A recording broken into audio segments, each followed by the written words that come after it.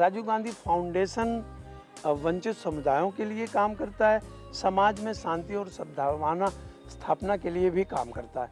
मैं उनके सद्भावना कार्यक्रम से जुड़ा और उससे जुड़कर पूर्वी उत्तर प्रदेश में जो हमारे साथी बने हुए थे 25-30 साथी, 30 साथियों को, अलग अलग 10-12 जिलों के साथियों को मैंने उनको सद्भावना की, शांति की ट्रेनिंग दी। 3-3 दिन के लिए 3-3 बार बुलाया और उस ट्रेनिंग का नतीजा ये रहा कि हमारे साथियों ने वो टूल्स सीखे जिनके जरिए धैर्य के साथ वो समाज में शांति स्थापना या सद्भाव स्थापना का काम कर सके। प्रकृति के साथ सद्भावना पर जब मैंने बात शुरू की तो हमारा जो क्षेत्र था, हमारा जो सोच में नहीं वो जो परिवर्तन तो आया ही, पर हमारा क्षेत्र बहुत बड़ा। हम से अर्बन से भी अर्बन एरिया से लेके अब ग्रास रूट पर पहुंच के गांव के लोगों से मेरा संपर्क हुआ और नतीजा ये हुआ कि वहां के लोगों के साथ हमने जागरूकता अभियान चलाना शुरू किया। आरिफ सर के माध्यम से ही हम लोग कई लोग को उजागर कर रहे हैं। कहीं भी पहुंचते हैं तो उन्हीं के नाम से कई लोग जानते हैं भैया ये लोग देखिए आए हैं तो कुछ आजीविका के बारे में बताएंगे, हेल्प करते हैं। एक दो करके कई सारी दीदियाँ 20-25 जुड़ जाती हैं। हमारा बैठक भी करवाती हैं ग्राम वो सद्भावना का। अभी 4 तालाब की खुदाई हुई है और फिलहाल और भी कोशिश कर रहे हैं। मेरा प्रयास रहेगा कि हमेशा कुछ न कुछ आजीविका के लिए जोड़ती रहूँगी। सभी दीदियों को भी एकता बना के चलने के प्रयास में हम लोग जुड़े रहते हैं। ये जो हमारे साथी हैं उसकी वजह से ये सब काम मिला है और इनको अकेले काम नहीं ये लाए, ये अपने गांव वालों के लिए काम लाए। मैं एकेडमिक दुनिया का आदमी, सेमिनार करना, संवाद करना, ट्रेनिंग करना, यात्रा करना, ये तो हमारे लिए सामान्य बात थी। मैं बहुत ग्रास रूट पे नहीं था, हमारे वर्कर ग्रास रूट लेवल पर काम करते थे, मैं कभी उनकी मॉनिटरिंग करता था। पर राजीव गांधी फाउंडेशन से जुड़ने के बाद ये बड़ी चिंता हुई इस फाउंडेशन को कि ये जिस तरह का ये काम आप करते हैं, आपके कार्यकर्ता या जो ये ट्रेंड वर्क प्रशिक्षित कार्यकर्ता आपके हैं, इन्हें कुछ दिन तक ये इनको मिल सकता है कुछ साधन, लेकिन इनके अस्थायी आजीविका की व्यवस्था कैसे होगी। फिर मैं लाइवलीहुड प्रोग्राम के साथ जुड़ा और सीखा। मैं आपको कहते हुए बहुत खुश हो रहा, मुझे बहुत खुशी मिल रही है कि एकेडमिक दुनिया का मेरे अचीवमेंट जो है वो तो है, वो एक अलग बात है, लेकिन इस क्षेत्र में आने के बाद मैंने आजीविका के प्रश्न पर बहुत काम किया। प्रकृति के, अब मेरे सद्भावना का काम प्रकृति के साथ सद्भावना में बदल गया। सद्भावना की ओर बढ़ते कदम लाइवलीहुड की तरफ बढ़ गए, आजीविका की तरफ बढ़ गए और मैंने विजिट किया। एक विजिट तो मैंने किया ललितपुर और आसपास का और मध्य प्रदेश आसपास का, जहां पर मैंने मनरेगा के द्वारा निर्मित हो रहे खेत तालाब देखे। Wonderful experience. ये जो मैंने देखा तो मुझे लगा कि एक आदमी अपने खेत में सरकार के पैसे, मनरेगा के पैसे से खेत तालाब बनाकर वो किस तरह से अपने खेतों की सिंचाई कर लेगा, जल स्तर ऊंचा कर लेगा, पर्यावरण भी ठीक कर देगा, अगल बगल के खेतों को सिंचाई करके वो कुछ आमदनी प्राप्त करेगा। साथ ही साथ अगर उन अपने तालाब में मछली पालन या सिंघाड़ा की खेती करेगा तो उसका रोजगार भी बढ़ेगा। साथ ही साथ अगर वो उन तालाब के किनारे किनारे छोटे छोटे फलदार वृक्ष लगाता है, उससे भी आमदनी बढ़ेगी। ये मेरे लिए नई दुनिया थी। इसको मैंने देखा और मैंने सोचा कि इसको पूर्वी उत्तर प्रदेश में अपने 8-10 जिलों में इसका इम्प्लीमेंटेशन किया जा। ये हमको नई सीख थी।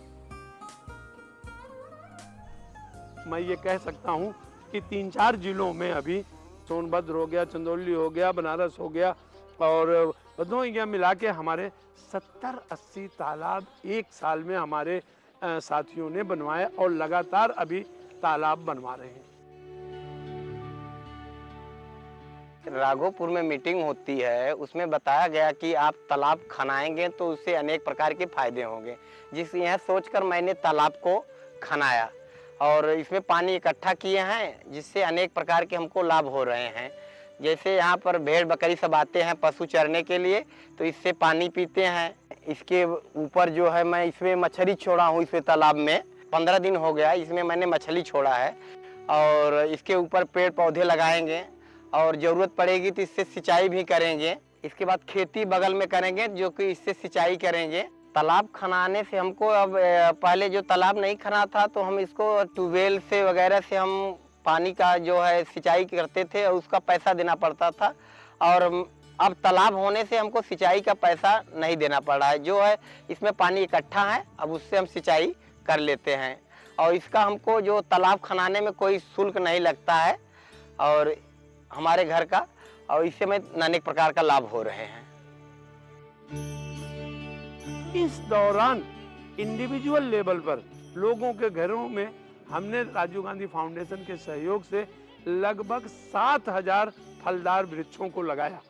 ये वृक्ष तालाबों के किनारे लगाए हुए वृक्षों के अतिरिक्त हैं और साथ ही साथ सोनभद्र में कम्युनिटी जो लैंड थी वहाँ बहुत वृक्ष लगे, गांव का समूह बना और वो वृक्ष आज जो वो कुछ दिनों में फल देने लगेंगे और बंजर पड़ी खाली पड़ी जमीन आज हरी भरी होने की स्थिति में गांव में का एक ग्रुप बनाया गया जो उसकी देखभाल कर रहा। ऐसे बहुत तमाम कम्युनिटी खाली जमीनों को लगाया। सामुदायिक रूप से जो वृक्षारोपण कार्यक्रम हम लोग कर रहे हैं वो भी एक प्रकार से किसानों, आदिवासियों और जो भी महिलाएं, एकल महिलाएं हैं और उन महिलाओं को ये बहुत बड़ा लाभ मिल रहा है, जिससे वृक्षारोपण कराने से उनको फलदार पौधे वो लगा रही हैं। लगाने के बाद वातावरण उनका हम लोगों का सही होगा। इसके बाद हम लोग उनके फल आएंगे तो फल आने पर वो बिक्री करेंगे, बेचेंगे तो उनकी आजीविका में वृद्धि होगा और धीरे धीरे करके उनकी विकास की मुख्य धारा से वो जुड़ने लगेंगी। इसके अलावा हम लोग जब झांसी ललितपुर गए थे डॉक्टर आरिफ सर जी के नेतृत्व में, तो वहाँ पर भी हम लोगों ने खेत तालाब योजना का संचालन देखा और उस उदाहरण देकर हम लोगों ने सोनभद्र में भी खेत तालाब योजना संचालित किया, जिससे काफ़ी किसानों को उनकी जो इच्छाएं थी खेत तालाब बनाकर वाटर रिचार्ज के माध्यम से मछली पालन, सिंघाड़ा पालन, इसके बाद खेतों की सिंचाई करना, ये सब चीज़ें किसान धीरे धीरे करना स्टार्ट कर दिए।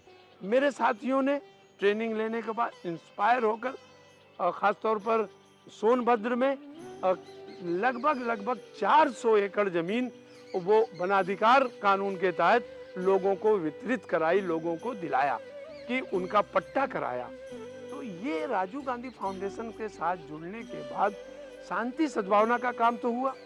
जैसे कि गांव में हम लोगों ने संगठन के साथ जुड़ करके काम कर रहे थे, तो उसमें वना अधिकार के मुद्दा को लेकर के हम लोगों ने लोगों से चर्चा किया और वना अधिकार अधिनियम 2006 के अंतर्गत जो कानून आया सरकार के द्वारा, और जो वन में निवास करते हैं आदिवासी परिवार, तो उनको भूमि का अधिकार दिलाने का काम करने की कोशिश किया गया और उसमें करीब लगभग 433 परिवारों का ये वन भूमि का अधिकार मिला और उस पर आज भी खेती कर रहे हैं और खेती करके आदिवासी परिवार जो है अपने बच्चों की आजीविका भी चला रहा है और उनको शिक्षा से जोड़ा है और अपनी आर्थिक स्थिति को मजबूत बना रहे हैं। तो इस तरीक़ा से कार्यक्रमों को करके हम लोगों ने और सर के नेतृत्व में जितना हम लोगों ने सीखा उसको उपयोग करके अपने ग्राम पंचायत में और अगल बगल के जैसे सियरिया, कजियारी, बाकी ये सब ग्राम पंचायतें हैं,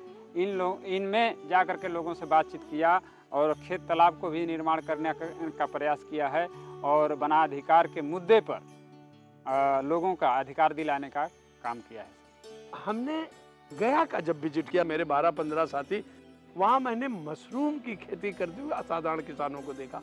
लेमन ग्रास के जरिए लोगों को आमदनी करते हुए देखा, उसके तेल निकालते, उससे मल्टीपर्पज उसका इस्तेमाल होता है और एक बेहतरीन आमदनी होती है। ऐसे खेती में बहुत कम पानी की ज़रूरत पड़ती है, तो ये मैंने देखा। मैंने धीरे धीरे उसका प्रयोग जो है अपने इन जिलों में साथियों के साथ किया। धीमा है पर सफलता की ओर बढ़ रहा है। ग्राम विकास अधिकारी से, इसके बाद वीडियो से, तो ये सब चीज़ें हल हो जाएंगी। तो हम गांव से लेके शहर के बीच में एक चेन बनाना चाह रहे हैं कि जो गांधी मूल्यों पर आधारित हो। गांव में जो हमारे कार्यकर्ता हैं, जो ये लोग काम कर रहे हैं गांव में, ये बहुत बड़े पेड वर्कर नहीं है।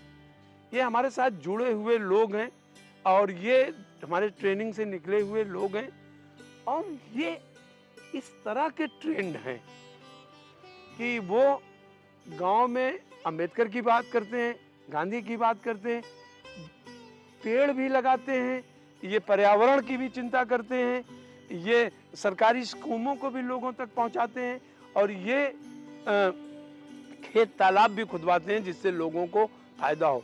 ये जो हमारे साथी हैं, ये जो साथी हमारे वॉलंटियर, तो मैं उन्हें नहीं कहता, अपना साथी कहता हूँ, ये साथी पूरी तरह से मानवीय मूल्यों से लैस हैं और सामाजिक दायरा इनका बहुत विस्तृत है।